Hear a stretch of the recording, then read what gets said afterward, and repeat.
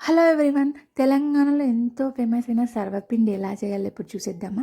ముందుగా mixie bowl తీసుకొని అందులో 5, 6 పచ్చిమిర్చి, 6, 7 ఎల్లిపాయలు, 1 స్పూన్ జీలకర్ర, సాల్ట్ వేసుకొని మంచిగా మిక్స్ చేసి పక్కన పెట్టుకోవాలి. తర్వాత ముందుగా ఫ్రై చేసుకున్న పల్లీలను రోట్లో వేసుకొని కచ్చపచ్చ దంచి పక్కన పెట్టుకోవాలి.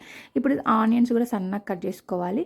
కొత్తిమీర, కరివేపాకు కూడా సన్నగా కట్ చేసుకొని పక్కన పెట్టుకోవాలి. ఇప్పుడు మనం పిండి అయితే ఎంత క్వాంటిటీ పిండి కావాలో అంత క్వాంటిటీ పిండి తీసుకొని దంచి పెట్టుకున్న పల్లీలు, వన్ అవర్ పాటు నానబెట్టిన శనగపప్పు, అలాగే పచ్చిమిర్చి పేస్ట్, 1 స్పూన్ నువ్వులు, పసుపు, కారం వేసి కొత్తిమీర, కరివేపాకు, ఆనియన్స్ కూడా వేసి బాగా మిక్స్ చేయాలి.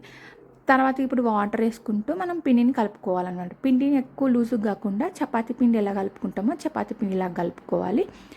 అలాగే అడుగు మందపాటి గిన్నె ఒకటి తీసుకొని ఆయిల్ వేసి మనము ఈవెన్గా ఆయిల్ మొత్తం ఆ గిన్నెకి స్ప్రెడ్ చేసుకోవాలన్నమాట.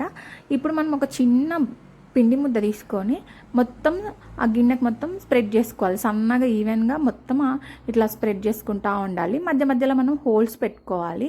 ఎందుకంటే హోల్స్ పెట్టుకోవడం వల్ల మంచిగా ఈవెన్గా కుక్ అవుతుంది. ఆ హోల్స్లో కూడా మనం ఆయిల్ వేసుకోవాలి. ఈ సర్వపిండికి ఆయిల్ కొంచెం ఎక్కువనే పడుతుంది.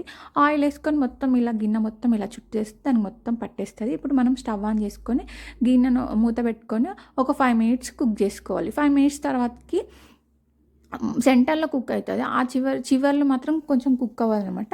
ఇప్పుడు వీడియోలో చూపించిన విధంగా తిప్పుకుంటే మనం కుక్ చేసుకుంటే అది మొత్తం కుక్ అయిపోతుంది. ఈ కుక్ అయిందని మనకి ఎట్లా తెలుస్తుంది అంటే చారతం పెట్టి ఇట్లా తీయంగానే లేచి వస్తుంది దానంతట అది. అంతే, ఎంతో టేస్టీగా ఉండే సర్వపిండి రెడీ. ఇప్పుడు నేను ఇవి టేస్ట్ చూస్తున్నా, నిజంగా చాలా అంటే చాలా సూపర్గా ఉంది. మేమైతే సర్వపిండి అంటే మీరేమంటారో కామెంట్ చేయండి.